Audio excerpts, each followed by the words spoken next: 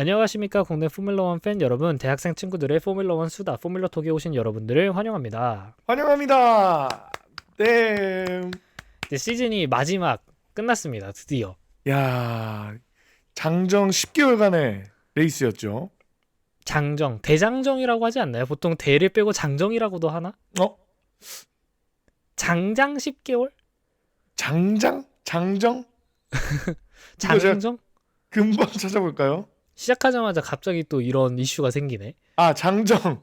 장정. 매우 긴 여정이라고 합니다. 아, 보통은 음. 대장정이라고 쓰니까 그렇게도 네. 쓰는구나. 대장정이 아마 크고 매우 긴 여정인 것 같아요. 아, 뭐 그죠. 10개월 매우 길었으니까 뭐 그렇습니다. 대장정까지는 아닐 수도 있다. 네. 1년도 아니었으니까, 그죠? 네, 그렇죠. 정말 이제 시즌의 최종전인 아부다비 그랑프리가 이렇게 끝났는데 이번에 그랑프리 시간대가 좀 괜찮았어요, 그죠? 네, 한국 시간으로 오후 10시에 레이스 시작했죠. 맞습니다. 이게 사실 맨날 새벽에 레이스를 하다가 또 이렇게 최종전에는 괜찮지 않나. 그러니까 사실 애초에 이 카타르 레이스가 네. 이런 트와일라이트, 이 석양의 레이스로 이렇게 명명이 된 게 이 네. 유럽권 시청자들의 프라임 타임과 맞추기 위해서인데, 그쪽에 이제 프라임 타임이라고 한다면 이제 보통 그러면 저녁 6시, 뭐 7시, 8시 이 정도인데 저는 오히려 이렇게 한 밤 10시쯤 해주는 게 더 네. 좋은 것 같아요. 개콘 하는 시간에 하냐 아니면은 무한도전 하는 시간에 하냐의 차이거든요. 그거를 기억하시는 분들이 계실까? 무한도전 같은 경우 보통은 이제 저녁 대여섯 시 런닝맨도 그렇죠. 대여섯 시에 했던 것 같고. 그거를 TV로 본 게 너무 옛날이라서. 그렇죠. 그 그거를 시간을 지켜서 본다는 게 그러니까 라이브로. 이 시간이 기억이 안 나. 사실 저희 나이대 정도 되는 분들이 네. 무한도전을 많이 보고 자라긴 했지만은 그렇죠. 20대 분들. 사실은 대부분 또 이제 유튜브로 그 하이라이트 이렇게 모아서 주잖아요. 최근에 많죠. 그죠? 그걸로 보시는 분들도 훨씬 많단 말이야. 네. 근데 그래서 막상 실제로 저희가 갑자기 무한도전 이렇게 얘기를 하시니까 무한도전이 몇 시에 했었지? 하는 생각. 근데 확실히 개코는 그 일요일 밤에 딱 이제 정말 주말이 끝나고 이제 내일을 준비해야 된다라는 그 느낌이 있었던 건 제가 기억을 합니다. 그렇죠. 그 개그 콘서트 보는 시간에 우리나라에서 방영이 됐던 것 같습니다. 그죠? 그래서 전 나쁘지 않았던 것 같아요. 만약에 맞아요. 이제 뭐 프라임 타임에 한다라고 한다면은 이제 약간 저녁 먹으면서 이제 같이 볼 수 있는 약간 그런 느낌이 될 테고, 네. 이런 9시, 10시쯤 한다라고 하면 뭐 만약에 약속이 있다면 2차 정도 가가지고 어디 바 같은 데서 이렇게 볼 수 있는 그런 느낌인데 네. 오히려 좀 그런 게 적합하지 않나. 뭔가 저녁 먹으면서 스포츠 경기를 보기에는 뭔가 약간 애매하죠. 그렇죠. 살짝 음. 2차로 맥주 마시면서 보는 그런 재미가 또 있습니다. 약간 그런 느낌이 또 있어서 또 재밌게 시청을 하고, 제가 또 이제 일요일 밤 10시기 때문에 보통 이제 월요일 날 수업에 있는 경우에는 네. 그 과제 제출이 보통 이 일요일 밤 10시까지인 경우가 많아요. 아, 네, 그렇죠. 저희가 녹음을 월요일에 하고 있는데 이 월요일에 있는 그 수업이 일요일 10시까지가 이제 과제 제출하는 게 있었거든. 네. 그래서 딱 그거를 제출하고 딱 그 생각을 했죠. 여기까지 제출하고 바로 보면 되겠다라고 생각을 했었고, 실제로 이제 제출하고 이제 바로 쿠팡 플레이를 켜가지고 이렇게 시청을 했었다라는 말입니다. 그렇습니다. 정말 방금 생각난 건데 음흠. 저도 어제 12시까지 하는 과제가 있었는데 아쉽게도 지금 생각났네요. 이게 무슨 소리야? 이게 무슨 소리야? 조금 슬퍼지지만 그래도 이 시즌 마무리 한 것에 아니, 대해서 잠시만. 저희가 이야기를 한번 해봐야죠. 아니, 지금이 월요일 저녁이잖아요. 오늘 수업을 가셨을 거 아닙니까? 일요일 12시까지면은 오늘 가가지고 봤었을 저는 월요일 공강입니다. 근데 그러면 화요일 수업인데 일요일까지 제출하라고 하나요, 그럼? 그렇습니다. 그 퀴즈를 푸는 건데 이렇게 야, 그러면은 무조건 성적이 들어가겠는데, 과제가? 사실 2주 정도 시간을 주시는데 어제 그 레이스 생각뿐이었다는 말씀입니다. 결국에는 카타르 레이스 준비할 때부터 이제 이 과제가 있었던 건데, 이 카타르 그렇죠. 레이스도 제끼고 아부다비까지 제끼면서 그냥 한 번 더 보실 생각을 안 하셨던 거구나. 그렇습니다. 자, 그럴 수 있습니다. 뭐 네. 인생에 어떻게 또 완벽한 사람이 없으니까 또. 그렇죠. 자, 그런 거죠. 네. 자, 그래서 어쨌든 저희가 바로 이제 시즌의 최종전인 바로 아부다비 그랑프리 리뷰로 들어가 보도록 하겠습니다. 네, 알겠습니다.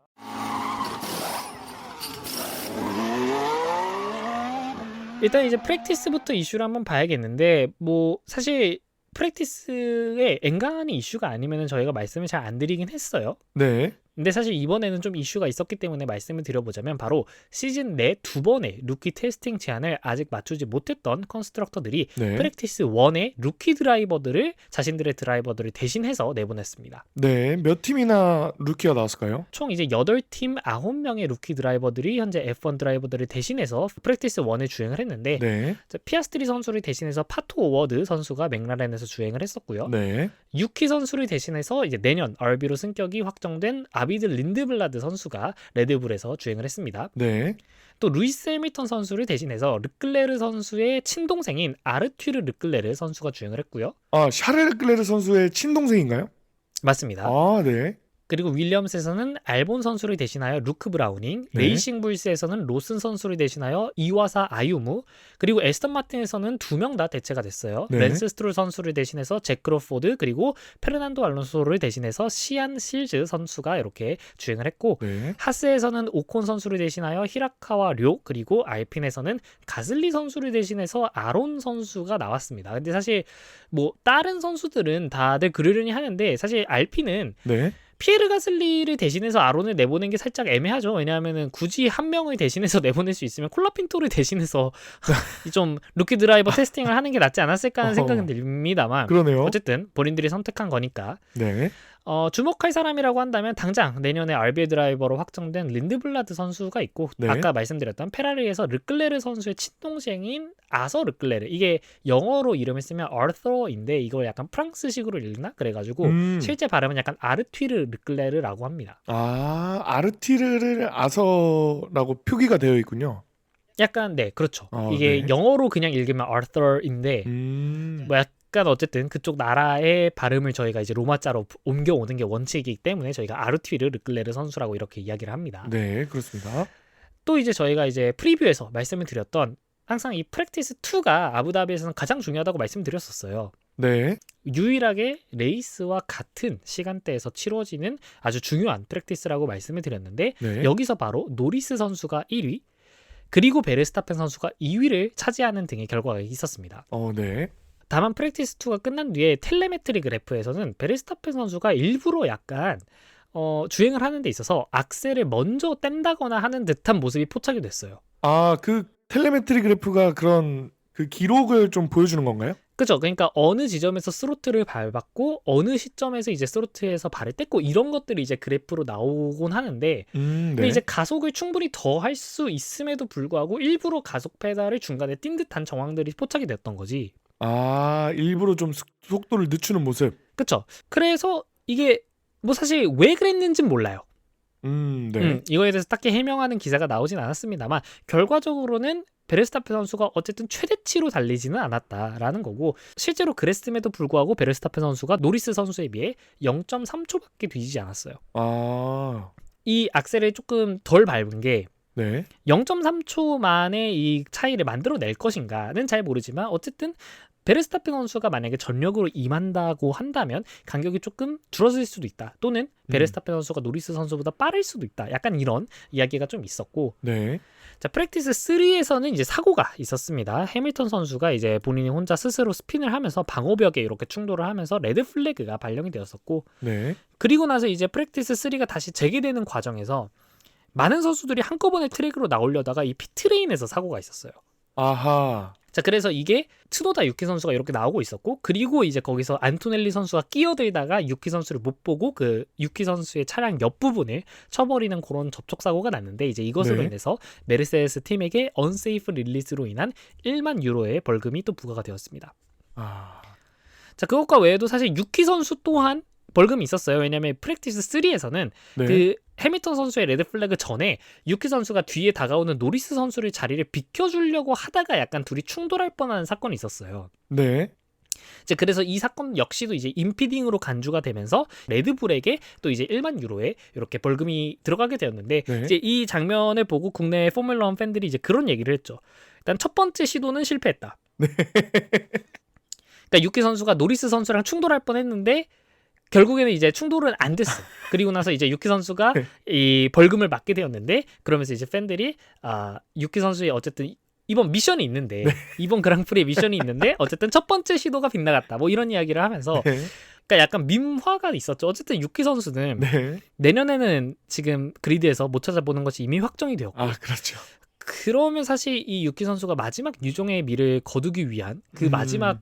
그 스텝은 결국 뭘까? 노리스 선수랑 이 꽝 해가지고 베르스타펜이 우승을 해준다면 그러면 어쩌면 다시 어딘선가 시트가 생겨날지도 모르는 사실 모두가 그 미션에 대해서 알고 있었죠. 그죠? 네. 모두가 약간 알고 있고 모두가 좀 바라는 그림이었을지도 모르겠지만 이게 만약에 현실화가 됐었으면은 네. 바로 다음날 이제 검찰 조사 들어가죠.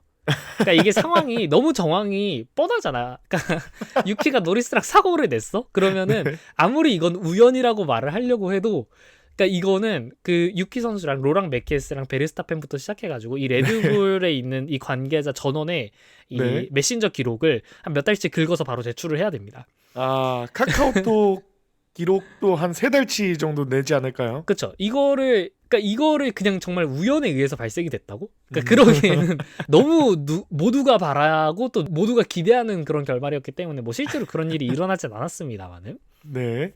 게다가 자. 유키는 잃을 게 없었거든요. 그렇죠. 게다가 이런 고용 불안정에 시달리고 있었고 네. 그래서 사실은 약간 실제로는 레드불이 시키지 않았더라도 어쩌면 네. 유키가 그냥 스스로 약간 스스로 그런 결정을 할 수도 있지 않을까? 는 생각도 했지만 사실 그러면 안 됩니다. 당연히 그러면 안 되는데. 그렇죠. 근데 이제 뭔가 모두가 네. 밈화하고 약간 그런 이제 모습들이 그리드에서 많이 펼쳐졌습니다. 네, 약간의 염원이 있었습니다. 맞습니다. 자, 그렇게 해가지고 퀄리파잉으로 한번 넘어가 보자면 퀄리파잉 결과부터 말씀을 드려보도록 하겠습니다. 네. 퀄리파잉 폴 포지션이 바로 막스 베르스타펜 선수였고요. 2그리드가 노리스, 3그리드 피아스트리, 4그리드의 러셀, 5그리드 르클레르, 6그리드 알론소, 7그리드의 보르툴레투, 8그리드의 오콘, 9그리드의 하자르, 그리고 유키 선수가 10그리드에 들어가면서 Q3가 마감이 됐었고 네. 11그리드부터 베어만, 사인츠, 로슨, 안토넬리, 스트롤, 그리고 16그리드부터 해밀턴, 알본, 헐켄베르크, 가슬리, 콜라핀토 이렇게 되었는데 네. 정말 빡빡한 퀄리파잉이었습니다. 간격이 좁군요. 그쵸. 직전에 사실 제가 또 어느 그랑프리인지 기억을 못하겠는데 네. 가장 간격이 좁았던 Q3라고 막 이렇게 얘기를 했던 적이 있었잖아요, 올해. 맞습니다. F1 역사상. 0.5초 안에 막 다 들어와 있나 그랬었죠. 그쵸. 1위부터 10위까지가 이제 Q3에서 총 0.53초 요 정도 안으로 다 들어있었던 역사상 가장 빡빡한 Q3였다. 뭐 이런 레이스가 올해 있었는데 네. 이것보다 더했어. 막상 그래놓고 사실 Q3는 좀 널널하게 되긴 했는데 Q1하고 Q2가 진짜 미쳤습니다. 몇 초 차이길래 그렇죠? Q1이 8분 정도 남은 시점에서 이때 네. 거의 모든 드라이버들이 플레잉 랩을 한 번씩은 제대로 작성을 했던 타임이에요. 네. 이때 1위가 러셀이었는데 15위 오콘 선수와 러셀이 0.429초 차이였어요. 네. 그러니까 0.4초 안에 15명이 들어가 있어. 인 거고. 게다가 이때 17위 르클레르 선수가 러셀과 0.747초 17명이 0.75초 안에 다 들어가 있어. 이게 이제 Q1 중반부에 있었던 그런 분위기였고 와. 그리고 나서 이제 Q1 탈락할 때 보면은 네. 16위로 해밀턴 선수가 다시 한번 Q3에서 탈락을 했는데 네, 아이고. 이때 Q1에서 Q2로 통과하는 이때 당시 15위가 유키 선수였어요. 그러니까 유키 선수가 턱걸이로 Q2로 올라간 건데 네. 근데 이때 유키 선수와 16위 해밀턴 선수의 격차가 1000분의 8초 차. 0.008초죠. 그쵸? 네. 그리고 나서 그 15위 그 유키하고 17위 알보는 0.03초 차. 네. 18위 헐켄베르크는 그래놓고 15위 유키와 0.064초 차, 게다가 19위 가슬리까지도 유키와 0.082초 차. 와. 그러니까 100분의 8초 차이로 5명이 걸려 있어. 유키부터 시작해서 유키, 해밀턴, 알본, 헐켄베르크, 가슬리가 0.08초 차 안에 들어가 있어. 와. 그러니까 이 정도로 빡빡했다라는 거예요. 가슬리 선수가 0.1초만 당겼으면은 Q2를 진출을 할 수 있었어. 야, 이거 그것도 5명을 뛰어넘고. 진짜. 4명이네요. 죄송합니다. 4명을 뛰어넘고. 네. 그죠? 그러니까 이제 그만큼 정말 빡빡한 퀄리파잉이었다라는 이 거고. 정도면 그 일전에 제 기억으로 아마 브라질 그랑프리였던 것 같거든요. 그 엄청 빽빽했던 게요. 네. 그때도 이야기했지만 운적인 요소가 이러면 점점 더 커질 텐데 진짜 이 1000분의 8초 막 이렇게 나버리면은 정말 모래 한두 개 더 있다고 더 걸리고 이럴 것 같아요. 그지 그 스티어링 휠 보정 한 번 잠깐 한 그렇죠. 거라고 한다던가 아니면 뭐 ERS나 DRS 버튼을 아주 잠깐 빨리 누른 거. 야. 이 정도로 이제 정말 딱 갈리는 그 정도기 때문에 정말 빡빡했다. 그래서 이미 Q1도 이때부터 좀 심상치 않다라고 생각은 했어. 근데 Q2도 거의 비슷했어요. 아, Q2에서 Q3로 넘어갈 때 이때 1위가 이제 러셀 선수였습니다. 네. 그리고 나서 또 턱걸이로 츠노다 선수가 10위로 이제 Q2를 턱걸이로 다시 한번 통과를 했는데 네. 이때 이제 Q2 1위인 러셀 선수와 Q2 10위인 유키 선수 차이의 격차가 0.304초입니다. 그러니까 10명이 0.3초 안에 들어가 있으니까 그럼 한 명당 거의 0.03초씩 그 간격이 있는 거고 와. 네.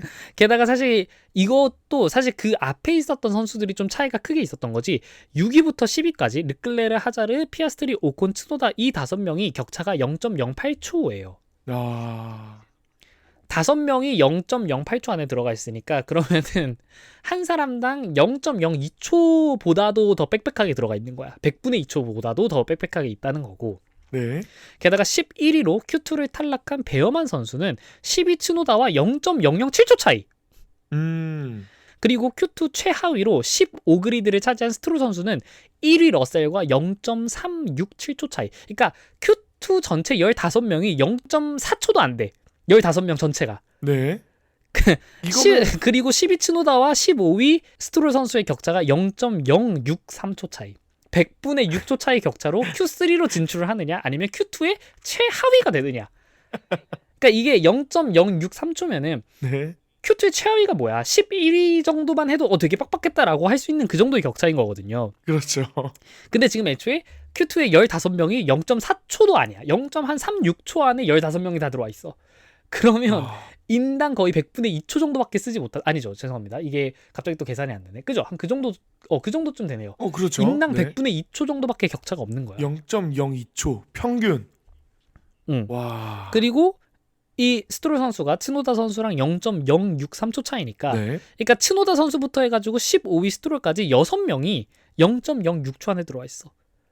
진짜 미쳤네요. 츠노다, 베어만, 사인츠, 로슨, 안토넬리 그리고 스트롤까지가 이 6명이 전부 0.063초 안에 들어와 있다. 그러니까 이때까지만 보더라도 와 이게 그때 그 브라질 그랑프리 만약에 말씀해 주신 게 맞다고 한다면은 네. 이 브라질 그랑프리가 클로시스트 Q3 에버였잖아요. 그렇죠.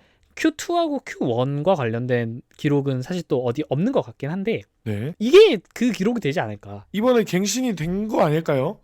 그러니까 이거를 근데 또 막상 그거 기록을 가지고 얘기하는 걸 또 못 보긴 했어요. 그래서 따로 Q1하고 Q2는 어차피 사실 끝나면 사실 거의 삭제되는 기록이잖아요. 그렇죠. 그러니까 왜냐하면 대부분 Q3의 기록이 당연히 훨씬 더 좋고 그러다 보니까 보통 트랙 레코드도 Q3에 나오는 게 흔하고요. 네. 그래서 그러다 보니까 엔간해서는 거의 모든 기록이 Q3에만 집중이 되어 있다 보니까 애초에 Q2하고 Q1에 대해서는 그런 걸 좀 집계를 안 할 수도 있을 것 같긴 한데 결과적으로 이제 Q1하고 Q2가 정말 빡빡했다라는 겁니다. 와.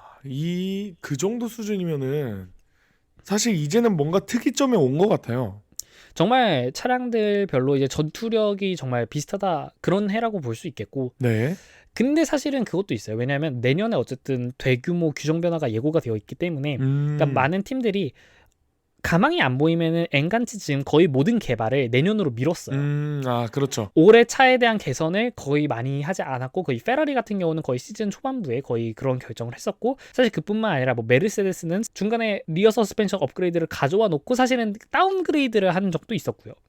그렇죠. 사실은 맥라렌조차도 거의 이 차량의 개선을 거의 하지 않았어요. 어느 그렇습니다. 시점부터는. 그러니까 그러다 보니까 약간 다들 수렴이 된 게 아닌가 어느 정도의 수준으로 점점 사실 거기서 뭔가 새로운 혁신적인 기술을 뽑아낼 수도 있고 네. 좀 더 제대로 된 변화를 추구를 할 수도 있지만 어차피 내년이면 우리 다시 제로 베이스에서 시작을 해야 되는데 그러면 내년에 좀 개발력을 집중하는 게 맞다라는 가정하에 그러니까 크게 갈아엎지 않고 그냥 할 수 있는 조정들을 조금씩 해나갔다라고 한다면 좀 이렇게 수렴하는 결과가 나오지 않을까라는 생각은 있습니다. 그렇네요. 괜한 리스크 감수를 하지 않았습니다. 모든 팀들이. 그죠. 게다가 그 시즌의 그 마지막 경기니까 그 수렴하는 정도가 이제 가장 절정에 오른 레이스가 또 이번 아부다비였던 거겠죠. 그렇네요. 가장 첨예해졌습니다. 퀄리파잉만 봐도요. 맞습니다. 이후 이제 Q3에서는 베르스타펜 선수가 폴 포지션을 가져가면서 확실히 이 후반기에 제왕 나온 정말 내일 레이스가 기대되는 모습을 보였고요. 네. 그러는 와중에 이제 노리스 선수 역시 이 그리드를 사수를 하면서 어쨌든 노리스 선수는 이번 레이스를 앞두고 포디움만 지켜내며 우승하는 상황이었기 때문에 네. 이 그리드를 차지한 것만으로도 이미 우승에 굉장히 가까이 다가갔다라고 할 수 있었죠. 네. 그리고 이제 Q3에서는 정말 우리 츠노다 선수의 눈물 나는 희생이 나왔습니다. Q3 결과를 보시면 유키 선수는 아예 결과가 없어요. Q3에 플라잉 랩 자체를 주행을 안 했어. 네, 그렇네요. 노 타임으로 기록이 되어 있는데 그래서 이게 그럼 왜 유키 선수는 애초에 플라잉 랩을 한 번도 달리지 않았냐? 이게 베르스타펜 선수 앞에서 그 슬립스트림을 주기 위해서 토잉. 자신의 플라잉 랩을 포기를 했습니다. 토잉이라고 하죠. 맞습니다. 그러니까 이제 베르스타펜 선수가 플라잉 랩을 할 때 그 직선주로 앞에서 같이 겹치도록 주행을 좀 이렇게 해가지고 그렇게 해서 앞에 이제 공기를 좀 걷어내주는 그런 이제 도움을 준 거고 실제로 이제 그거 덕분에 베르스타펜 선수가 폴 포지션을 땄다고도 할 수 있겠죠. 네. 지금 기록을 보면은 꽤나 큰 차이로 2등과 벌어져 있습니다. 맞습니다. 근데 사실 그래서 몰라. 그러니까 만약에 토잉이 없었어도 어쩌면 베르스타펜 선수는 폴 포지션을 할 수 있었을지도 모르겠지만 어쨌든 확률을 최대한 높여준 건 맞고 그렇죠. 그러니까 베르스타펜 선수가 2위 노리스 선수랑 퀄리파잉 기록이 0.2초 차이거든요. 네. 근데 사실 츠노다 선수가 토잉을 준 걸 보면은 정말 그 플라잉 랩 주행을 내내 따라다니면서 준 것도 아니고 네. 직선주로에서 내내 붙어다니면서 준 것도 아니고 정말 잠깐 줬어요. 이거 리플레이를 보시면은 그러니까 생각보다 츠노다 선수가 토잉을 주긴 했지만 그렇게 막 대놓고 같이 달리면서 이렇게 주진 않았단 말이야. 그렇죠. 왜냐하면 코너가 나오기 전에 방해되기 전에 빠져야 되니까요. 그렇죠. 그것도 있고 게다가 사실 이 야스마리나 서킷에서는 굉장히 긴 스트레이트 구간이 2개나 있음에도 불구하고 네. 거기 구간에서 또 겹치지는 않았어요. 그래서 생각보다 그렇게 토잉을 많이 준 건 아니었고 그래서 과연 이게 그 0.2초의 차이를 만들어낸 1등 공신인가라고 하기에는 살짝 모자란 감도 있어. 어쩌면 이거 없었어도 베르스타펜은 어쨌든 폴 포지션을 할 수 있었을 것 같다라는 생각은 있습니다. 저는. 네. 뭐 어쨌든 이걸로 인해서 폴 포지션을 땄으니까 결과론적으로는 최대한 레드불 입장에서는 할 수 있는 걸 전부 한 셈이고 네. 게다가 사실 이거를 위해서 유키 선수가 Q3까지 올라오는 그 과정을 보면 네. Q1에서도 15위로 통과를 했죠. 네, 그렇죠. Q2에서도 10위로 통과를 했죠. 그러니까 완전 턱걸이로. Q1, Q2 둘 다 턱걸이로 어떻게든 올라와가지고 막스 선수한테 그 토잉 한번 주려고. 아직 올라왔네요. 그러니까 그래가지고 자 어쨌든 마지막까지 이제 베르스타펜 선수에게 힘을 실어주려고 하는 그런 모습이 보였고요. 네.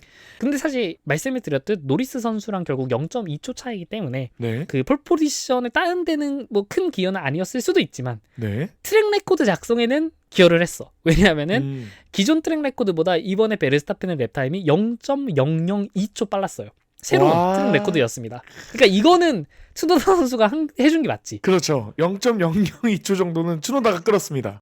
그치 1000분의 2초 정도는 줬을 것 같아. 네. 그래서 이걸로 인해서 어쨌든 이번에 베르스타펜 선수가 이 야스마리나 서킷의 트랙 레코드를 다시 작성을 했고 사실 네. 그 전에 있었던 트랙 레코드 역시도 베르스타펜 선수가 21년도에 작성한 레코드긴 해요. 그렇군요. 그때 당시에도 저희가 프리뷰에서 말씀드렸던 그 가장 논쟁적인 21년도 아부다비 그랑프리였단 말이야. 네. 근데 그때도 해밀턴 선수가 거의 우승할 뻔했던 거를 마지막에 세이프카가 뜨고 약간 이런저런 결정들이 있으면서 결과적으로는 마지막 랩에 베르스타펜 선수가 추월해서 우승을 했던 거긴 하지만 네. 사실 퀄리파잉 때 이미 베르스타펜 선수는 폴 포지션이었어요. 그때도 폴 투 윈이었어. 중간에 해밀턴 선수가 추월을 해서 그랬던 거지. 뭐 그렇기 때문에 뭐 사실 뭐 그죠? 뭐 그런 부분들이 있었습니다. 네, 여전히 잘했습니다. 카타르부터 이제 페이스가 올라왔던 피아스트리 선수 같은 경우에는 0.03초 차이로 노리스 선수에게 뒤지면 3그리드로 밀려났습니다. 네. 근데 확실히 이제 이게 격차가 너무 빡빡하다 보니까 0.1초 차이 나면은 그러니까 한 순위 안에 0.1초가 차이가 나면은 좀 많이 나는데 이렇게 되고 뭔가 기본 단위가 한 100분의 1초가 된 것 같아. 그러니까 뭔가 0.1초 차이가 나?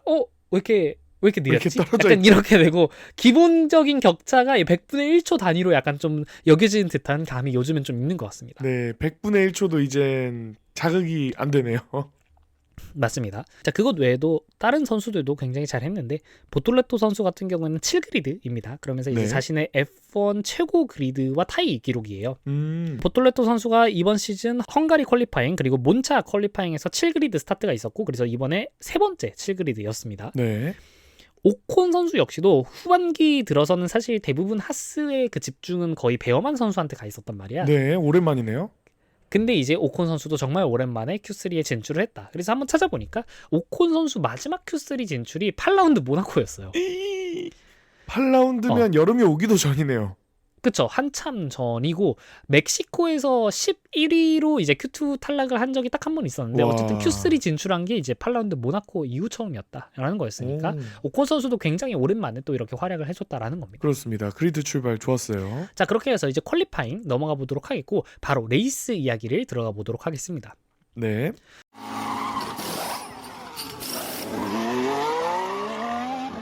자, 레이스로 넘어가 보자면 우승은 베르스타펜 선수가 차지를 했고요. 2위에 피아스트리 그리고 3위에 노리스가 들어오면서 어쨌든 노리스 선수가 이제 자력으로 포디움을 달성을 하면서 우승을 해냈습니다. 이제 시즌 월드 드라이버 챔피언십 우승을 해냈고 네. 4위에 르클레르, 5위에 러셀, 6위에 알론소, 7위에 오콘, 8위에 해밀턴, 9위에 헐켄베르크 그리고 10위에 스트롤 이렇게 들어오면서 경기가 마무리가 되었습니다. 네. 굉장히 특이한 순위표예요. 맞습니다. 일단은 뭐 노리스 선수 포디움에 오르면서 자력으로 우승을 확정을 지었고 당연히 네, 축하드립니다. 이외에도 이제 베르스타펜 선수가 이번 시즌의 마지막 아부다비 그랑프리에서 우승을 하면서 시즌 8승이 됐어요. 그러면서 각각 7승인 피아스트리 선수와 노리스를 넘고 이번 시즌도 이제 최다승 드라이버가 되었습니다. 네. 그리고 또 드라이버 오브 더 데이도 가져갔어요. 그러면서 이것도 정말 이 통계가 제가 이게 중계에 나온 걸 잠깐 봤는데 정말 압도적으로 올해 가장 많이 받았더라고요. 오. 그래서 이번까지 받으면서 이번 시즌 8번째 드라이버 오브 더 데이입니다. 와, 최다 드라이버 오브 더 데이. 그쵸. 근데 이게 보니까 한 3번 받은 드라이버도 없더라고. 안토넬리 선수가 2번 있었고요. 완전 압도적이군요. 왜냐하면 이게 네. 노리스 선수나 피아스트리 선수가 우승을 해 그러면 그러니까 당연히 우승할 줄 알았잖아. 그렇죠. 그러니까 딱히 드라이버 오브 더 데이를 안 뽑아줘. 아. 그 대신 예를 들어 실버스톤 같은 경우에는 노리스 선수가 영국인으로서 자력 우승을 해냈는데 근데 이제 매스컴의 모든 집중은 헐켄베르크 포디움한테 갔죠. 그렇죠. 네덜란드에서는 피아스트리 선수가 우승을 해냈지만은 모든 집중이 하자르 선수한테 갔지. 약간 이런 것처럼 그러니까 너무 강자였기 때문에 또 그런 것도 있고 베르스타펜 선수는 어쨌든 시즌 초반에 굉장히 언더독인 그런 측면이 있었고 시즌 후반부에 페이스가 올라왔지만 그럼에도 불구하고 생각보다 그렇게 역경이 없던 건 아니었어요. 그렇죠. 뭐 브라질에서 피트레인 스타트를 한다거나 네. 자, 그런 적이 있었음에도 불구하고 계속 좋은 성적을 냈었기 때문에 뭐 어쨌든 이렇게 팬들의 좀 선택을 많이 받지 않았나라고 생각을 합니다. 그렇습니다. 보통 드라이버 오브 더 데이는 그날 짱 멋있었던 사람이 받는 거죠. 보통 이제 추월을 많이 한 사람이 받죠. 그렇죠. 막 15위 이런 데서 출발해서 막 4위까지 올라왔어. 이런 사람들이 보통 받고 4강팀의 그렇습니다. 드라이버가 아니라고 한다면은 보통 이제 포디움에 오르면 보통 받아가는 약간 그런 느낌이 있고 또 완전 최하위 팀 예를 들어 제 생각에는 콜라핀토 선수가 이번에 아부다비에서는 어쨌든 사실 이 3자 대결이 가장 주였으니까 근데 네. 언제쯤이라도 뭐 카타르라고 한다거나 언제쯤 한번 콜라핀토 선수가 10위에 들었으면은 제 생각에는 한번 노려볼 수 있지 않았을까 하는 생각은 해요. 왜냐면 작년 자오버에 저우광희 선수의 그 선례가 있다 보니까 그렇군요. 그러니까 이 최하위 팀이 정말 시즌 내내 단 한 번도 포인트를 못 따다가 딱 한 번 포인트를 마지막에. 땄을 때 그때 저우광희 선수가 정말 과반을 넘는 그걸로 이제 카타르에서 드라이브 오브 더 데이를 먹었었거든요. 그렇죠. 받아야죠. 그런 건. 심지어 그것도 포디움도 아니고 8위를 했어. 그거 가지고 이제 먹었었기 때문에 콜라핀토 선수도 만약 뭐 언제 한번 포인트에 들었다면은 그랬을지도 모르겠습니다. 네. 확실히 대중의 재미는 그 추월에서 나오는 것 같아요. 맞습니다. 자, 일단 노리스 선수 우승한 이야기는 저희가 뒤에서 한번 자세히 나눠보겠고 네. 전체적으로 순위표를 보면 페라리 드라이버들이 이번에 굉장히 잘했습니다. 그렇습니다. 사실 진짜 왜인지는 모르겠지만 네. 이번에 페이스가 괜찮았어요. 레이스에서. 그걸 보면서 왜 이걸 지금 이렇게 그러니까 왜 이제 와서 그랬냐가 아니라 애초에 왜 빨랐는데 이거를 사실 아무도 모르니까 본인들은 알고 있을까요? 잘 모르겠어요. 왜냐면 퀄리파잉이 끝난 다음에 네. 그 해밀턴 선수의 그 헬멧캠이라고 할 그 드라이버 캠 보면은 네. 약간 눈물을 흘리는 듯한 모습도 있었어요. 어. Q1에서 탈락을 한 다음에 가로지로 차를 들여보내면서 그 헬멧 안에 있으니까 이 바이저 사이로 어쨌든 이 장갑에 넣어서 이렇게 닦아내는 듯한 모습이 있어가지고 막 해밀턴이 운다 뭐 이런 얘기가 있었는데 어쨌든 해밀턴 선수는 지금 그러면 3경기 연속 Q3 탈락이거든요. 뭐 죄송합니다. Q1 탈락이거든요. 네, 게다가 그렇습니다. 중간에 스프린트에서도 Q1 탈락이 있었어. 네, 그렇죠. 그러니까 세션으로 보자면 4번의 퀄리파잉 연속으로 지금 Q1 탈락인 건데 애초에 이 해밀턴 선수가 순수 페이스로 이렇게 Q1에 탈락하는 게 거의 커리어 내내 본 적이 없었어요. 이번이 18년 차거든. 그렇죠. 이번이 18년 차인데 이런 일이 없었어. 근데 자 그랬던 건데 근데 그런 해밀턴 선수가 막상 레이스에서는 팀 라디오로 메가 페이스라는 얘기까지 했어요. 메가 페이스요? 메가 페이스. 그러니까 페이스가 정말 메가다. 아, 왜 이렇게 우리가 메가. 빠르지? 약간 아. 이런 느낌이었고 정말 밑에서부터 추월을 잘 해냈습니다. 16그리드로 출발을 했는데 결과적으로는 8위로 끝냈고 네. 르클레르 선수 같은 경우도 괜찮은 전투력을 보였어요. 그래서 실제로 이제 르클레르 선수도 5그리드로 시작을 했는데 4위로 끝냈고 네. 그냥 한 순위만 올라오기도 했지만 거의 맥라렌을 따라가는 듯한 모습을 보여주면서 진짜 페이스가 나쁘지 않다라는 모습을 저희가 게임 내내 볼 수 있었습니다. 그렇습니다. 끝나기 10렙 이전까지도 계속 추격하고 있었죠. 맞습니다. 그리고 나서 이제 이런 해밀턴 선수가 좀 올라오고 이러다 보니까 그럼 누가 떨어졌냐? 바로 7그리드에서 시작했던 보톨레토 선수가 이제 밑으로 떨어지면서 11위로 약간 아쉬운 성적을 이렇게 받았고 네. 10위로 시작을 했었던 이 유키 선수가 12위까지 이렇게 떨어지면서 물론 이제 쭈노다 유키 선수는 이따가 얘기를 할 거긴 하지만 그 페널티와 관련된 얘기도 있었죠. 그렇기 때문에 그것도 한번 얘기를 해보도록 하겠습니다. 네, 알겠습니다. 레이스를 시작부터 한번 따라가 보자면 어쨌든 대부분의 선수들이 미디움으로 시작을 했는데 피아스트리 선수 혼자서 하드를 시작을 했어요. 네. 그래서 사실 피아스트리 선수는 조금 좀 버티려나 보다라고 생각은 했는데 근데 첫 랩에 피아스트리 선수가 노리스를 넘어갔어. 심지어 DRS도 없었는데. 그렇죠. 스타트를 좀 못했죠, 노리스가. 그래서 이제 거기서부터 약간 좀 문제가 생겼죠. 그러면서 르클레르 선수가 뒤에서 괜찮은 페이스를 보이면서 바로 있던 사그리드의 그 러셀 선수를 넘어왔고 네. 그러다 보니까 이제 3, 4위에 노리스랑 르클레르 선수 이렇게 만들어졌는데 생각보다 이 초반부에 르클레르 선수가 그 노리스 선수 꽁무니를 잘 쫓으면서 만약에 여기서 르클레르 선수가 이거를 제치고 포디움에 올라온 다음에 막스 선수 그대로 우승을 하고 네. 이렇게 되면은 그대로 이제 베르스타펜 선수가 월드 챔피언을 가져가는 상황이었으니까 그렇습니다. 그래서 많은 F1 팬들 또 레드불 팬분들이 이번에는 르클레르 선수를 엄청 응원했어요. 제발 노리스를 추월해줘. 완전히 드라마죠, 사실. 그렇게 되면. 그래서 결국에는 이제 르클레르가 이 3위 노리스를 계속 찌를 수 있냐였는데 근데 결국 여기서 르클레르 선수도 그렇게 무리하진 않았습니다. 어쨌든 맥라렌의 차가 넘어가기 쉬운 차도 아닐 뿐더러 계속 그렇게 좀 한 0.8초, 0.7초 간격에서 이 더티에어를 계속 맞으면서 달리면은 네. 타이어 관리 측면에서 르클레르 선수한테도 좀 이득이 될 게 없거든요. 그렇죠. 순위를 오히려 잃어버릴 수도 있죠. 그지? 그러니까 우리는 사실 르클레르 선수가 좀 계속 이렇게 시도를 하면서 뭐 노리스 선수의 실수를 유발을 한다거나 아니면 실제로 추월까지 한다거나 이런 시나리오를 조금 바라긴 했지만 르클레르 선수 입장에서는 어차피 추월이 쉽지 않을 거라면 계속 그렇게 붙어 있는 것부터가 손해였던 거지. 아하, 그렇군요. 맞습니다. 자 그리고 이제 피트 스탑을 좀 봐야 되는데 노리스 선수 같은 경우에는 굉장히 좀 빠르게 피트 스탑을 했습니다. 네. 그러니까 애초에 5위로 달리던 러셀부터 시작을 했어. 5위로 달리던 러셀이 15랩째에 피트 스탑을 진행을 하면서 앞에 있는 차들한테 언더컷 부담을 좀 줬고 네. 이제 이걸 이제 막고자 17랩째에 르클레르가 들어가니까 르클레르를 따라서 노리스도 같이 들어갔어.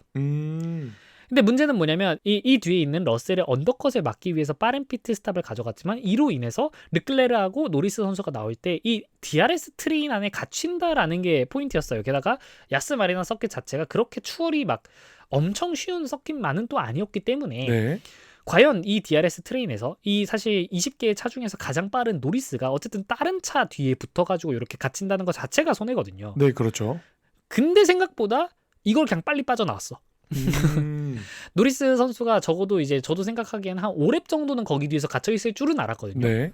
근데 거의 나오자마자 한 2랩째 만에 끝났어요. 그러니까 2랩째 만에 한 앞에 4명 정도를 그냥 넘어가 버렸어.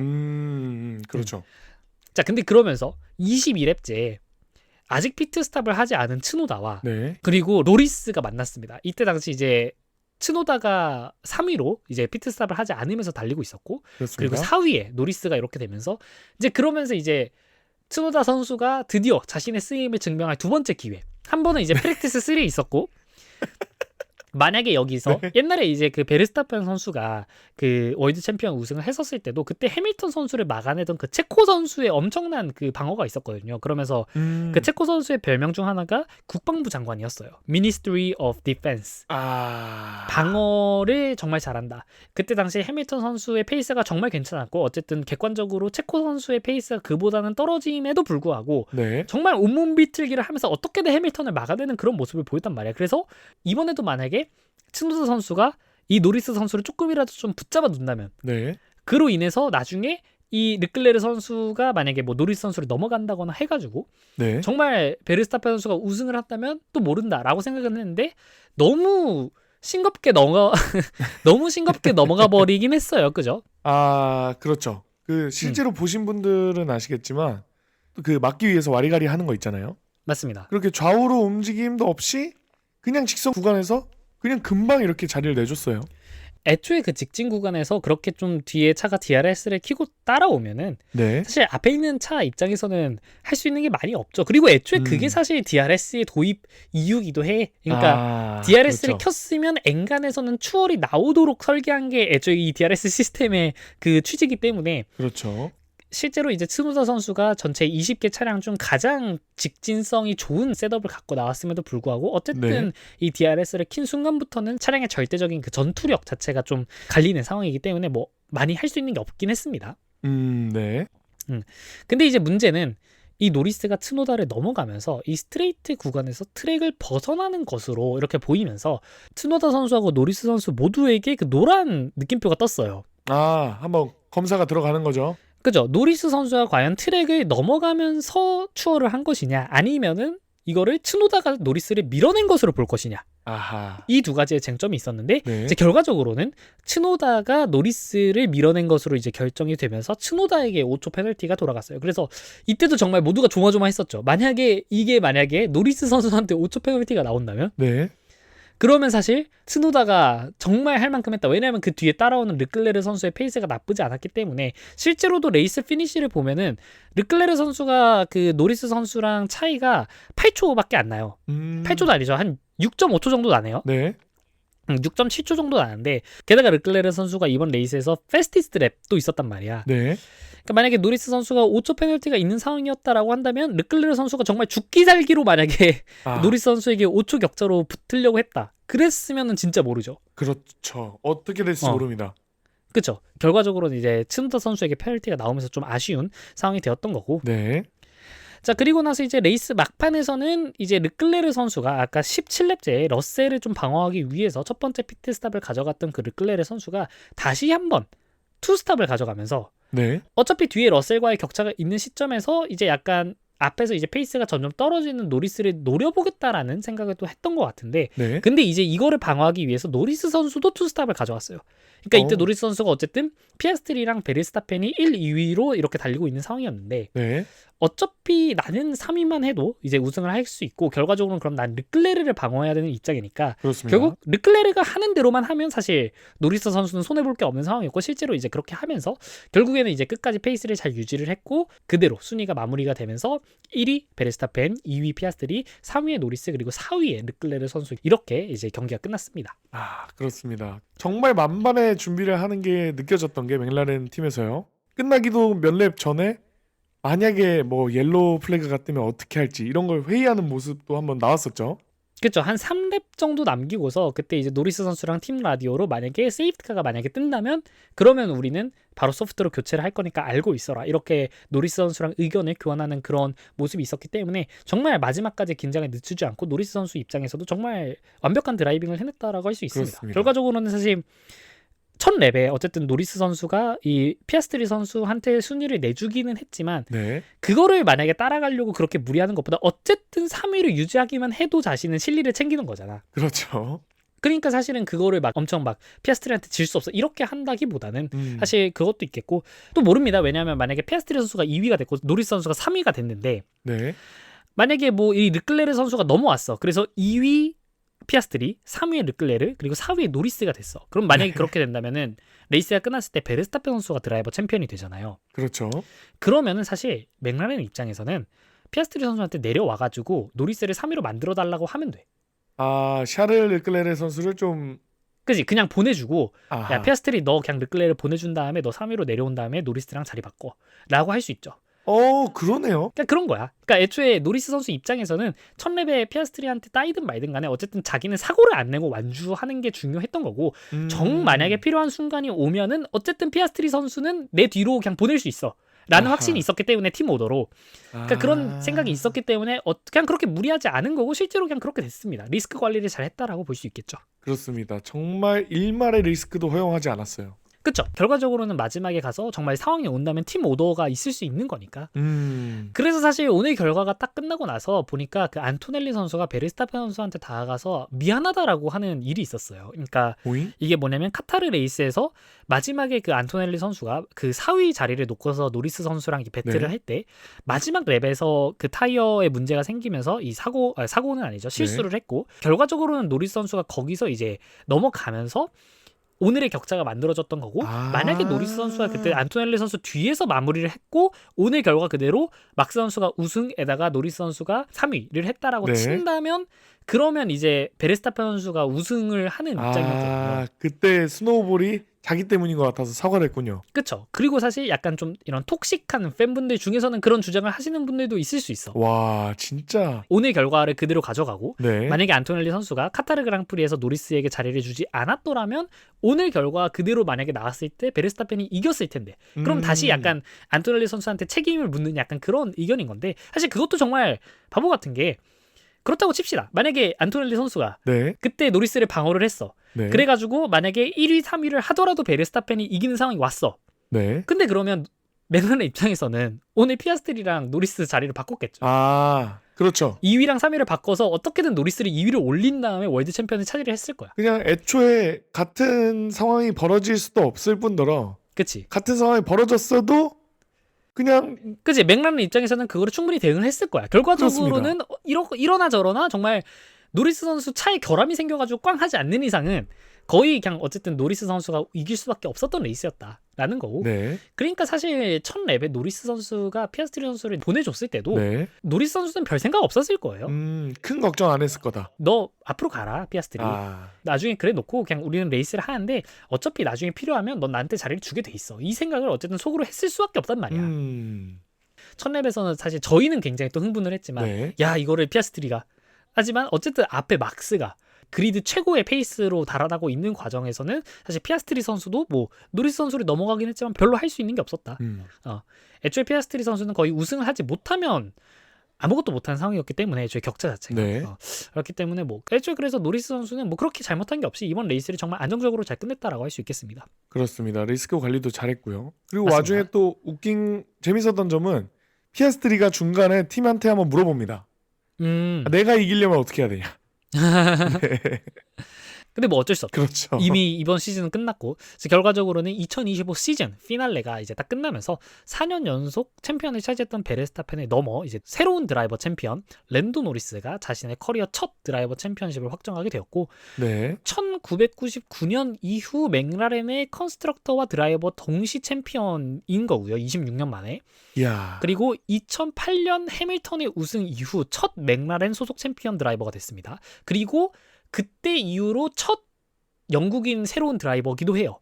그러면서 이제 F1 역사상 35번째 월드 챔피언으로 이제 이름을 올리게 되었고 이것도 되게 재밌죠. 왜냐하면은 그 2008년 해밀턴 선수가 우승했을 때 그때 당시 이제 2위였던 페라리의 펠리페 마사 선수랑 1포인트 격차였어요.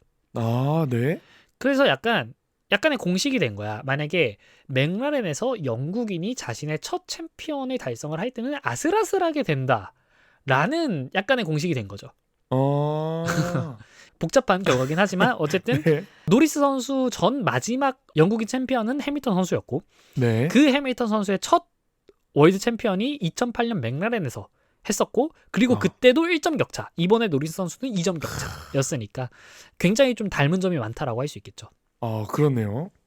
자 결과적으로 이제 뭐 시즌이 끝났으니 이제 뭐 다음 레이스를 맞이하는 팀들의 상황 뭐 이런 거는 됐고요. 네. 끝난 다음에 나온 약간 이런 이슈들과 그리고 또 이제 결과들을 한번 보도록 하겠습니다. 네, 후일담 한번 들여다보겠습니다. 제 결과를 보자면은 챔피언 노리스 선수가 423포인트로 이제 우승을 차지를 했고요. 2위인 네. 베르스타펜 선수가 421포인트로 2포인트 차이로 이제 챔피언을 내줬습니다. 네. 그리고 3위인 피아스트리 선수가 410포인트로 드라이버 챔피언십 3위를 차지를 했고요. 네. 그 밑에 4위에 러셀, 르클레르, 해밀턴, 안토넬리. 이제 결과적으로는 안토넬리 선수가 해밀턴 선수를 넘지는 못했어요. 저희가 많이 기대를 했겠지만은 네. 그 부분은 못했다.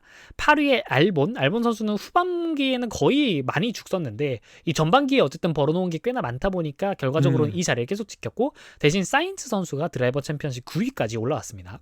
네, 그렇습니다. 페르난도 알론소 선수 역시 페르난도 알론소 선수가 6위로 마무리를 했어요. 네. 그래서 페르난도 알론소 선수가 이 마지막 레이스에서 포인트를 확 따면서 이번에 드라이버 챔피언십 탑 10 안에 들어오게 되었고, 네. 11위에 헐켄베르크, 12위에 하자르, 13위에 베어만, 14위 로슨, 15위 오콘, 16위 스트롤, 17위 츠노다, 18위 가슬리, 19위 보르툴레투, 그리고 그리드 내의 유일한 노포인트 드라이버인 콜라핀토 선수까지 저희가 볼 수 있었습니다.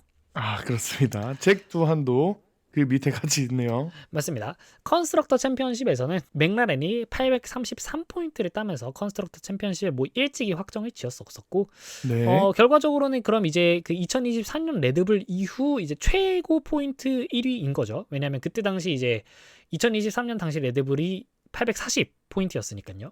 네. 메르세데스가 이제 469포인트로 컨스트럭터 2위, 레드불이 451포인트로 3위, 페라리가 398포인트로 4위, 그 밑에 윌리엄스, 레이싱불스, 그리고 7위에 에스턴 마틴, 8위에 하스, 9위에 자우버, 그리고 10위에 알핀입니다.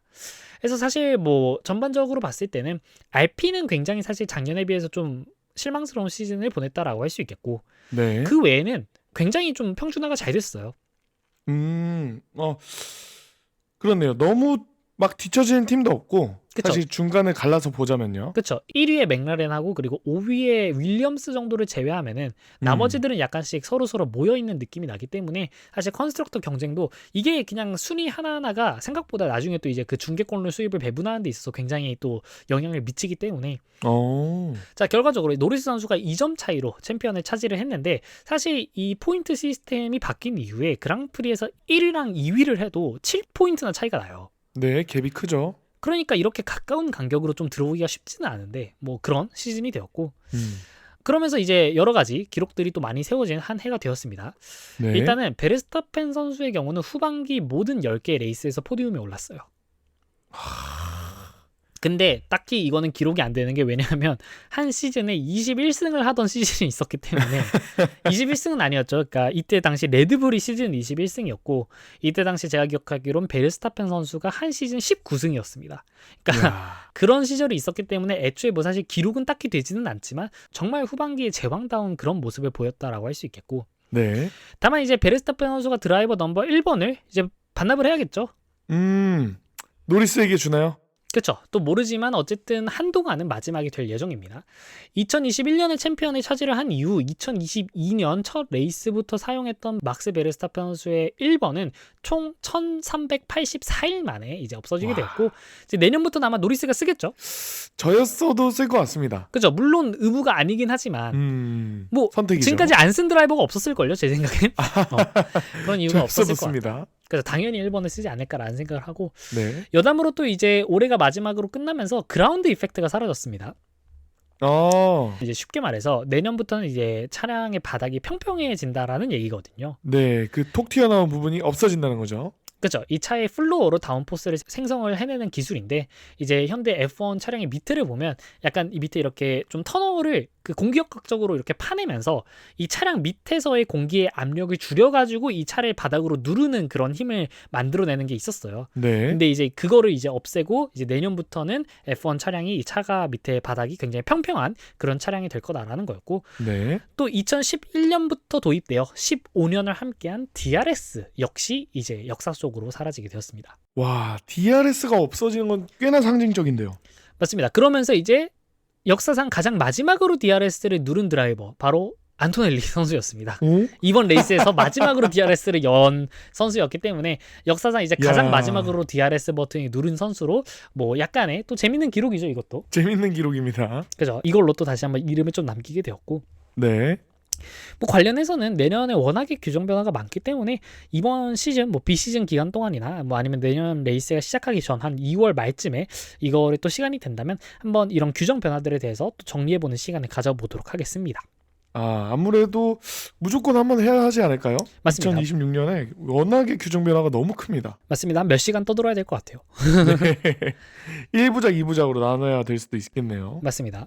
자, 루이스 해밀턴 선수의 경우 이번 레이스 페이스가 나쁘지는 않았습니다만 결국 네. 오늘까지 포디움에 들지 못하면서 이로 인해 정말 이번이 해밀턴 선수의 18번째 시즌이었거든요. 네. 커리어 단 한 번도 그런 적이 없었어. 18년 동안 와. 단 한 번도 포디움을 놓치는 시즌이 없었는데 이번 최초로 노포디움 시즌을 2025년 시즌으로 만들게 되었습니다. 정말 베테랑들의 베테랑이었는데 니코 헬켄베르크 선수보다 포디움이 적어졌습니다. 그죠? 니코 헐켄베르크 선수는 뭐 한 270번째 레이스만에 첫 포디움을 했지만 서로 약간 이 포디움을 두고 갈린 베테랑들의 운명 이렇게 볼 수 있겠죠. 그렇습니다. 레이스가 끝난 뒤에는 또 사실 유키 선수랑 관련된 이야기가 많았는데 결국 아까 전에 그 페널티와 관련된 이야기거든요. 네. 근데 약간 그 전에 유키 선수가 되게 재밌는, 그러니까 멋진 대사를 했어요. 그러니까 뒤에서 오. 노리스가 다가온다라고 이 레드불에서 알려주니까 유키 아. 선수가 팀 라디오에 대고 내가 뭐 해야 되는지 알고 있으니까 나 좀 내버려둬라고 했는데 사실은 몰랐던 게 아닐까.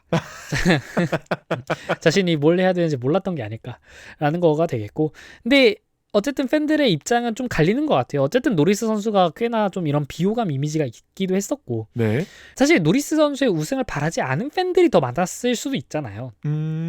대부분 챔피언이 나오면 좀 축하해주는 분위기인데 생각보다 좀 반반으로 갈린다는 것부터가 약간 좀 민심이 살짝 이상하다라는 느낌도 들고, 이제 그러다 보니까 좀 이게 이슈가 되는 것 같아요. 그렇다고 뭐 노리스 선수가 이 네 바퀴 중 어느 한 바퀴라도 이 트랙 안에 걸쳐놓고 있었냐 이것도 아니었고, 네. 츠노다 선수를 넘어갈 때 보면은 아예 그냥 네 바퀴 싹 다가 이걸 넘어가 있거든요. 아, 그렇죠. 그렇기 때문에 사실 좀 논란이 되는 게 아닌가.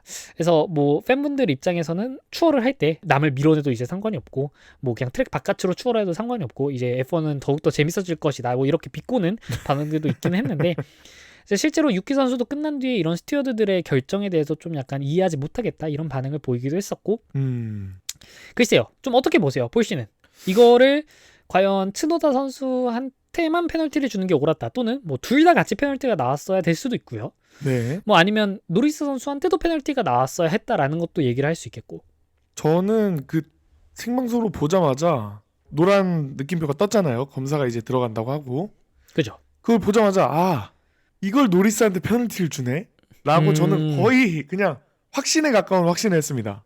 근데 이걸 노리스한테 페널티를 주네라는 거는 뭔가 부당한데 줄 거라는 걸 알고 있었다, 약간 이런 느낌인데. 아닙니다. 왜냐하면 저는 개인적으로 노리스가 아쉽게 4등을 하는 드라마를 그리고 있었는데 이거를 어쨌든 유키 츠노다가 방어를 하고 있던 상황이었으니까, 그쵸? 유키가 방어를 하는데 그걸 페널티를 먹여서 이게 드라마가 이렇게 써지네, 그런 생각으로 하고, 페널티가 만약에 나온다면 노리스가 페널티를 먹겠구나 했는데 유키가 페널티를 수행하는 걸 보고 살짝 이해가 안 되는 부분이 있었습니다. 준 씨는 어떻게 보셨을까요? 저 같은 경우에는, 그러니까 만약에 이거를 츠노다가 만약 노리스한테 페널티를 유발을 시켰으면은 네. 정말 이것도 이제 새로운 국방부 2대 장관이 돼야죠. 국방부 부장관. 그죠? 약간 물리적으로 막는 게 아니라 약간 규칙을 활용해가지고 막는 거잖아. 그렇죠. 무슨 영화입니다, 거의. 근데 저는 약간 나왔으면 하는 바람도 있었어요. 만약에 그렇게 되면 레이스가 훨씬 더 재밌었을 거라는 생각도 있었지만은, 근데 결과적으로는 안 나올 거라는 생각도 동시에 했습니다. 왜냐하면은 아무 일도 없을 거다. 왜냐하면 이 스튜어드들 입장에서도 너무 부담을 느끼는 결정이었을 것 같아요. 왜냐하면 이거 결정 하나로 그러니까 월드 챔피언이 달라지는 거잖아.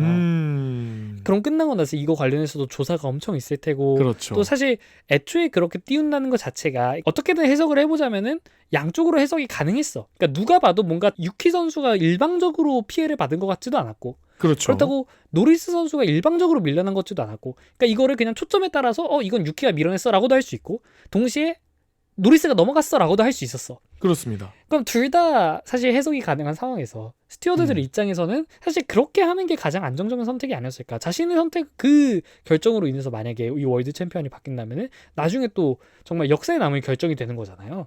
그렇죠. 또 그 부담을 어떻게 지려고. 그러니까 이게 너무 명확하지 않은 사건에 대해서는 어쩔 수 없이 약간 이런 경향성이 좀 있다는 거를 조금 인정을 좀 해야 되고, 특히나 이 레이싱이라는 상황이 워낙에 그냥 그때그때 상황이 많다 보니까 네. 이런 요소들도 고려가 되는 겁니다. 그러니까 똑같이 뭐 충돌을 했다라고 하더라도 약간 정상 참작할 그런 문제들이 있는지 항상 이렇게 찾는 게 또 FIA의 규정 적용이기 때문에. 네. 그래서 저는 노리스에게 페널티가 나오면 재밌겠다라고 생각을 하면서도 약간 나올까? 정말 과연? 정말 이 스튜어드들이 그렇게 정치적으로 이 위험한 결정을 할까? 라는 생각이 있었기 때문에 별로 기대하진 않았습니다. 조금 더 냉정하게 접근하셨습니다. 그쵸. 근데 만약에 나온다라고 했다면 진짜 레전드일 거라고는 생각은 했었지. 난리가 났겠죠, 또. 맞습니다. 근데 사실 또 그런 생각도 했어요. 왜냐하면은 만약에 츠노다 선수가 아니라 노리스 선수한테 페널티가 나왔어. 네. 그러면 또 다시 팀 오더로 이렇게 발동을 해가지고 네. 결국 노리스 선수를 앞으로 보낸 다음에 뒤에 피아스트리한테 5초 간격 만들어주라라고 하면 돼요. 아하.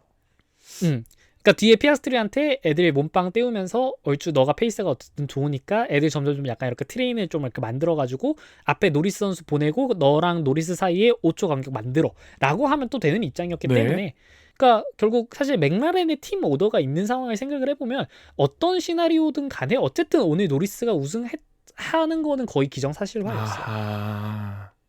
피아스트리가 너무 보험이 크게 들여져 있네요. 그쵸? 그러니까 사실 이것도 이런 챔피언 경쟁을 할 수 있는 두 명의 드라이버를 가진 게 이런 때는 또 도움이 되는 거지. 결과적으로 정말 결정을 해야 하는 순간에 있어서는 나머지 한 명의 드라이버도 그 상위 순위에 같이 있을 걸 아니까 이야. 서로 협력이 되는 거야. 그렇네. 유키 선수는 그 노리스 선수랑 사고를 내는 거 말고는 베르스타펜 선수한테 오늘 도움이 될 만한 게 거의 없었어요. 왜냐하면 서로 너무 많이 떨어져 있었기 때문에. 한 번만 꺾었다면. 그치. 뭐 그러니까 그런 결정을 또 할 수 있겠고. 네. 그러다 보니까 이제 레이스 끝나고 나서 나온 얘기 중 하나가 뭐냐면 아부다비 레이스 자체가 이 최종 결정전에 맞기에는 긴장감이 너무 부족하다라는 얘기도 나왔어요. 충분히 나올 만한 이야기예요. 아부다비 레이스가 이번 시즌 베르스타펜 선수의 폴트윈으로 인해서 11년 연속으로 지금 폴트윈이 만들어졌는데 네. 이게 지금 모나코도 이만큼이 안 돼요. 현재 있는 F1 트랙 중에서 역대 최대 기록입니다. 한 서킷에서 연속 폴트윈 11시즌 동안. 재미가 없어질만 하네요. 그죠? 애초에 퀄리파잉이 끝날 때부터 베르스타펜 선수가 우승하는 것은 거의 의심의 여지가 없었고 게다가 노리스 선수가 타이틀을 따는 것도 거의 기정사실화된 상황이었다. 아하. 그러면서 이제 그 기사에서 얘기를 했던 게 이 칼럼이었는데 그분이 네. 얘기를 했던 게 트랙은 10대가 동시에 달릴 수 있을 만큼 넓고 게다가 트랙을 벗어나더라도 이 밖에 런오프마저 포장이 되어 있다. 그러니까 카타르처럼 밖에 그래블이 있다거나가 아니라 네. 트랙을 벗어나도 바깥쪽도 트랙이라는 거야. 바깥쪽도 포장이 돼 있어. 실제로 이번 레이스에서 단 한 명도 리타이어 없이 20대의 차량이 모두 문제없이 이제 완주를 했었고 그렇습니다. 과연 아부다비에서 얼마나 재밌는 레이스가 얼마나 많이 나왔는가를 생각을 해보면 네. 심지어는 그 2021년에 있었던 그 가장 논쟁적이었던 해밀턴 선수랑 베르스타펜 선수의 그 마지막 랩 그것도 생각을 해보면 네. 해밀턴 선수가 뒤에 백마커드를 끼고서 베르스타펜 선수가 있을 정도로 너무 압도적으로 우승을 하려고 했었어요. 근데 그러다가 마지막 랩에 그 세이프티카가 딱 하나가 있었기 때문에 사람들이 그거 하나 때문에 와 정말 역대급이었다 하는 거지만 만약에 그때 세이프티카가 없었더라면 그냥 해밀턴 선수가 너무 무난하게 우승을 하고 끝냈을 거야. 확실히 그런 이야기가 괜히 나오는 게 아닙니다. 그렇죠. 그렇기 때문에 이제 많은 사람들이 만약에 최종전에 투표를 할 수 있다라고 한다면 자신들을 인터라오스에 투표를 할 것이다. 브라질 그랑프리를 시즌의 최종전으로 두는 게 훨씬 더 재밌을 것이다라는 의견들이 있죠. 브라질 서킷이 모든 컨텐츠, 모든 위험 요소들이 각기 고르게 분포되어 있는 걸로 유명하죠. 그쵸. 그래서 실제로 많은 팬분들도 그렇고 끝나고 나서 많은 여론들은 어쨌든 이번에 이 3파전 경쟁이 없었더라고 한다면 이 레이스 자체는 너무 지루한 레이스였다라는 게 좀 전반적인 평가입니다. 저도 끝나고 막 기억에 남는 건 없었어요. 유키 맞습니다. 츠노다 그냥 선수 뭐 정도? 그러니까 츠노다 선수의 그 방어랑 페널티 정도를 제외하면은 베르스타펜 선수는 거의 그냥 모든 랩을 그냥 크루징하면서 달렸고요. 그렇습니다. 안정적으로요. 피아스트리 선수도 뭐 딱히 네. 그 밑에 있던 노리스 선수도 베르스타펜 선수랑 맞붙은 적도 없었고 피아스트리 선수랑도 붙은 적도 없었어. 그러니까 서로 알아서 클린 에어에서 달리면서 그냥 끝나버렸기 때문에 그래서 글쎄요. 어쨌든 정말 글쎄요입니다. 네. 그냥 우리는 의견을 낼 수 있지만 결국 결정은 그들이 하는 것이기 때문에 그런 이야기가 되도록 하겠습니다. 자, 그래서 끝나고 나서 인터뷰를 좀 돌아보자면 어쨌든 노리스 선수가 굉장히 좀 행복한 그런 인터뷰를 많이 했었었고 네. 베르스타펜 선수 같은 경우는 뭐 챔피언십 타이틀을 놓치긴 했었지만은 한때 104점까지 벌어졌던 격차를 이렇게 따라온 것에 대해서 이미 굉장히 정말 멋진 시즌을 보냈다라고 생각을 하고 정말 자랑스럽다라는 이야기를 했습니다. 네. 피아스트리 선수 같은 경우에는 바라던 결과는 아니었지만 어쨌든 이번 시즌 굉장히 좀 잘 보냈다. 팀에게 감사한다 이런 이야기를 하면서 그러면서 이제 기자가 던졌던 질문 중에 굉장히 재밌었던 것 중 하나가 내년에 이제 노리스 선수는 챔피언이지 않습니까? 네. 그러면 과연 파파야 룰에 있어서 이 노리스 선수가 이제 챔피언이라는 사실이 어떤 변화를 이끌어낼 것 같나요? 라는 이야기를 했어요. 네. 그러니까 이제는 노리스 선수는 그냥 챔피언이야. 그러면 이제는 그럼 어쩌면 파파야 룰이 아니라 노리스 선수를 밀어줘야 되는 상황이 오는 것이 아니냐라는 질문을 한 거거든. 네. 근데 여기서 이제 피아스트리 선수가 물론 팀의 입장은 모릅니다. 근데 피아스트리 선수가 얘기를 하기를 노리스가 그냥 우승을 한 거지 그가 슈퍼맨이 된 게 아니다. 노리스는 노리스고 나든 나다. 내년에 어차피 우린 똑같이 공정하게 경쟁을 할 거고 뭐 이 방식에 대해서는 비시즌 기간 동안 이 팀들과 같이 한번 얘기를 해보겠다라는 이야기를 했어요. 그렇기 때문에 글쎄요. 과연 내년에는 어떻게 될지. 근데 어쨌든 피아스트리 선수도 마지막까지 이 경쟁을 네. 잘 하면서 충분히 좀 자격이 있다라는 걸 보여줬고 피아스트리 선수가 어쨌든 이번이 3번째 시즌이었어요. 그렇죠. 꽤나 그래도 경험이 없어요.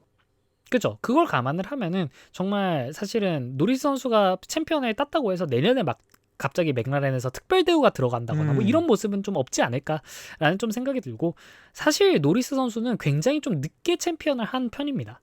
나온 거에 대비해서요. 그쵸. 이번에 노리스 선수가 데뷔한 지 7시즌 만이었고 네. 이번에 아부다비 레이스가 노리스 선수 커리어의 152번째 레이스였어요. 네. 근데 이게 역대 챔피언들 중 4번째로 늦은 챔피언이었어.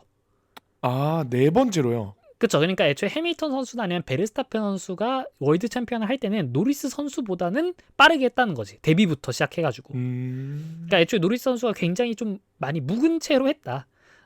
라는 거고 네. 이게 올해 노리스 챔피언이 되면서 굉장히 기대되는 것 중 하나는 네. 이전에 베르스타펜이나 해밀턴처럼 내년에도 노리스가 또 할 거라는 기대가 별로 없어. 뭔가 다시 뭔가 베르스타펜 강점기 뭐 이런 게 오는 게 아니라 네. 그냥 내년에도 또 재밌는 약간 제로 베이스에서 시작하는 시즌이 시작된다라는 거니까 더욱이 그렇죠. 그죠? 그 기대감이 훨씬 더 있는 것 같아요. 그러니까 내년도 확실히 재밌을 것 같다라는 생각이 좀 듭니다. 그렇습니다. 선수 라인업도 벌써 기대되네요. 맞습니다. 뭐 실제로 이제 베르스타펜 선수가 추격한 걸 보자면 14라운드 네덜란드가 끝났을 때 네. 이때 이제 베르스타펜 선수가 205포인트에 피아스트리가 309포인트였어요. 그래서 이때 선두 104점 격차였단 말이야. 네. 근데 지금 보자면 베르스타펜 선수가 421포인트에 피아스트리가 410포인트인 거니까 베르스타펜 선수의 후반기 페이스가 정말 대단한 겁니다. 베르스타펜 선수가 전반기 14번의 주말 동안 187포인트밖에 못 땄어요. 그리고 14번의 레이스 중 단 5번밖에 포디움에 못 올랐었단 말이야. 네. 근데 후반기 10번의 주말 동안 234포인트. 물론 중간에 스프린트도 있긴 했습니다만 주말마다 23.4점을 땄어요. 엄청 많이 따갔네요. 우승을 하면 25포인트잖아. 평균적으로? 근데 후반기에 평균적으로 주말마다 23.4점을 땄다니까. 그냥 거의 다 우승을 했습니다. 그치? 거의 그냥 우승을 밥 먹듯이 했다라는 결과가 되겠고 반대로 보자면 이제 피아스트리 선수는 정말 후반기가 아까울 것 같아요. 실제로 이번 시즌을 3위로 마무리를 했지만 시즌 중에 가장 오랜 기간 선두에 있었습니다. 5라운드 사우디아라비아가 끝날 때부터 19라운드 미국 그랑프리까지 선두였고 총 15번의 레이스 결과에서 드라이버 챔피언십 1위를 지켰고 네. 그러다가 이제 20라운드 멕시코가 되면서 노리스에게 1위를 내주었었던 거죠. 네. 전반기를 마무리했을 때 14번의 레이스에서 284포인트로 이때 당시 이제 그럼 주말당 20.2포인트 정도를 따고 있다가 후반기 10번의 그랑프리에서 126포인트를 땄어요. 그러니까 후반기에서는 주말당 12.6포인트. 네. 3위를 하면은 저희가 15포인트를 벌잖아요. 네. 그러니까 애초에 이 페이스를 가지고는 좀 챔피언을 좀 하기가 힘들다라는 겁니다. 후반기 포인트를 갖고는요. 그쵸. 또 보면은 이번 시즌이 정말 평준화가 잘 됐다는 생각도 드는데 네. 이 가슬리, 콜라핀토 그리고 보톨레토를 제외하고 17명의 드라이버가 드라이버 포인트 30포인트를 넘겼어요. 근데 이게 작년하고 비교를 해보자면 작년에는 12명이 30포인트를 넘겼고 50포인트로 잘라보자면 이번 시즌 12명이 넘겼는데 작년에는 9명밖에 안 되거든요. 그럼 이전 시즌은 거의 8명 가까이가 30점도 못 넘겼다는 말씀. 그쵸. 사실 그 정도인데 정말 이번 시즌에 정말 차들이 경쟁력이 많이 올라오고 또 밸런스 네. 패치가 잘 된 한 해라고 볼 수 있겠고 네. 그리드 중 최악체가 어쨌든 알핀 하나 있었는데 막상 그렇죠. 그래놓고도 알핀도 그렇게 만만한 상대는 아니었어요. 알핀의 퍼스트 드라이버인 피에르 가슬리. 그렇죠. 알핀의 퍼스트 드라이버인 피에르 가슬리 선수가 이번 시즌 Q3에 몇 번이나 진출했을 것 같아. Q3요. 그리드 10, 12. 그지? Q3. 7번은 하지 않았을까요? 꽤 많이 했던 걸로 기억하거든요. 7번. 생각보다 왔다 갔다 했는데 네. 피에르 가슬리 선수가 이번 시즌 Q3에 10번 진출을 했어요. 10번이나. 근데 이게 하위권 팀들의 다른 드라이버들이랑 비교를 했을 때는 확실히 네. 차이가 납니다. 이게 헐켄베르크 선수가 Q3 진출이 10번? 1번, 보톨레토가 5번, 네. 베어만 5번, 오콘이 3번, 게다가 네. 5위 윌리엄스의 사인츠도 10번이고 알본 네. 선수가 8번이에요. 사인츠랑 똑같다고요? 그쵸? 그러니까 이 두안이나 콜라핀토 정도를 제외하면은 네. 정말 19명의 드라이버 중 그 누구도 약간 얕잡을 만한 드라이버가 없는 그런 해였다라는 야, 거였습니다. 정말 차량의 그 스펙을 제외하고서는 드라이버들 기량은 거의 비슷비슷하네요. 맞습니다. 자, 그렇게 해가지고 저희 이번 마지막 레이스 시즌 피날레인 아부다비 레이스의 리뷰로 저희가 준비한 내용 끝났고, 네. 어쨌든 이번 한 해 동안 저희가 이렇게 팟캐스트도 하면서 F1 시즌을 같이 좀 봤는데 폴 씨는 약간 뭐 소감 이렇게 있을까요? 소감을 하기 전에 폴리지를 얼른 마무리하겠습니다. 일단 폴리지 먼저 얘기를 해보자고. 네. 오늘의 폴리시 타임. 네. 그 츠노다 유키 자꾸 츠노다 유키라고 하네요. 츠노다 유키 선수죠. 그쵸? 왜 맞는데? 유키 츠노다 선수. 츠노다 유키 선수의 그 뭐랄까요 미션을 수행하던 모습, 음흠. 추월을 저지하던 모습을 보고 보통 저희가 고속도로에서 주행을 하면은 룸미러랑 사이드미러를 체크하지 않습니까? 그쵸? 네, 그래서 F1 차량은 딱히 두드러지는 그 거울이 없는데 어디로 그 양옆에 차량이 오고 내 뒤에 차가 오고 있다는 걸 보고 있을까? 사이드미러와 룸미러에 대한 지식을 좀 가져와 봤습니다. 사이드미러와 룸미러 어디 있을까요, 준 씨? 사이드 미러는 있는 거 봤거든요. 근데 룸미러? 룸미러가 야. 있다고? 관찰력이 대단하십니다. 룸미러는 정답이에요. 룸미러는 없습니다. 없겠죠. 왜냐면 룸이 없으니까 이 사람아. 룸이 없죠. 그러니까 제 말씀은 후방을 그죠? 정확히 뒤를 바라보는 거울은 없습니다. 그죠? 후방을 보는 건 없죠. 그렇죠. 그리고 그 대신 사이드미러 2개가 있는데 그 크기에 대한 규정이 높이 5cm 그리고 가로로 20cm 정도 되는 길쭉한 거울이고요. A4용지를 세로로 세웠을 때 위쪽이 딱 20cm 가까이 되거든요. 그 정도의 내 새끼손가락 정도의 높이가 되는 길쭉한 거울이라고 생각하시면 되겠습니다. 맞습니다. 그리고 웃긴 건 그 거울에 대한 제한 규정이 저희 시력 검사 할 때처럼 어느 정도 떨어져 있는 글자와 숫자를 인식할 수 있나 테스트를 한다고 합니다. 그리고 드라이버는 이 작은 미러 2개랑 팀 라디오를 동시에 쓰면서 300km로 달리는 동시에 그 뒤에 차가 어떻게 움직이는지를 확인한다고 합니다. 여기까지가 오늘의 폴리시 타임이었고요. 그게 생각보다 이 드라이버들이 실제로 인터뷰에서 하는 내용이 있었는데 거의 못 본다고 해요. 거울을요? 진동이 너무 심해가지고 너무 그리고 게다가 애초에 그 높이 자체가 굉장히 약간 얇잖아요. 그렇죠. 그래서 엄청 떨리고 그래가지고 사실상 그걸로는 약간 대충 보이긴 하는데 퀄리파잉 같은 데에서 만약에 내가 상대방이 지금 플라잉 랩을 하고 있기 때문에 뒤에 오는 차량을 비켜줘야 된다 이렇게 천천히 가다가 보는 거 정도는 되는데 네. 레이스 상황에서는 그걸로는 거의 파악이 잘 안 된다라고 합니다. 그래서 그래서 어쨌든 이 팀 라디오에 좀 의존하는 부분이 많다라고요. 지금 뒤에 어느 정도 지금 따라오고 있고 그래서 몇 번째 코너에서 그때쯤 너 옆에 올 거야 이렇게 알려준대요. 그럼 그 뒷차의 추월을 방해하는 모션은 정말 나오기 힘든 모습이군요. 애초에 그러니까 그 전부터 앞에 있는 이 코너에서 쟤가 내 뒤에 오겠구나를 보고 그때부터 이제 신경에 집중을 해서 그쪽을 보고 있는 거지. 와. 자, 그렇게 해가지고 오늘 이번 시즌의 좀 마지막 폴리지라고 할 수도 있겠는데 폴 씨는 약간 전반적으로 소감 같은 게 있으실지? 주시 이런 게 있으면은 미리 말씀해 주시면 참 좋을 텐데. 그러면 간단하게. 저도 이제 선수들이 인터뷰하는 것처럼 멋지게 짜올 텐데요. 그냥 간단하게. 우선은 너무 즐거웠습니다. 이 1년 내내 거의 1년 가까이 시간이 지났잖아요. 저희가 그쵸. 준비하던 그 1, 2월 겨울부터 시작해서 그쵸. 그때부터 어떻게 시간이 흘러간지 모를 정도로 정말 할 때마다 즐거웠고요. 제가 즐겁다는 게 느껴지는 순간이 있었습니다. 그 막 열심히 이야기를 하고 하는데 저는 이야기할 때 손짓을 하거든요. 지금도 하고 있었습니다. 그치. 약간 무슨 프레젠테이션 하듯이. 네. 근데 그런 게 너무 재밌었고 그 내가 녹음하고 준 씨가 말씀하신 거를 그리고 F1에 심지어 F1에 대해서 이야기한 것을 내가 다시 들어보고 이런 부분은 재밌었네. 이런 부분은 고쳐야겠다 하는 그 모든 순간들이 재밌었습니다. 그죠. 네. 정말 큰 의미가 있는 시즌이죠. 저희가 방송을 시작하는 것도 별 고민 없이 시작을 했었는데 그렇죠. 그냥 사이사이 저희가 이슈 정리 피트스탑 10번 찍었고 중간 결산 3편, 초반에 이제 리버리 리뷰랑 그리고 규정 변경 2편에다가 레이스별로 프리뷰랑 리뷰까지 다 합쳐서 총 48편 찍었으니까 이번 와. 한 해 사실적으로 63편의 에피소드를 제작을 했어요. 63편이요. 근데 그러면서 사실 저희가 올해 그러면서 사실 거의 쉰 적이 없어. 왜냐면 3월 14일 호주 그랑프리가 시작했을 때부터 해가지고 거의 한 40주 정도가 있다고 치면은 네. 40주 동안 총 60개 만들었다고 치면은 거의 일주일에 1.5개씩 찍혀 나왔네.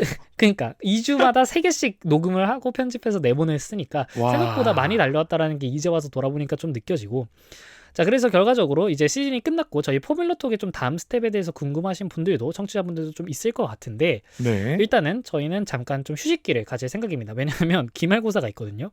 기말고사 주간이죠, 사실 이번 주. 그죠?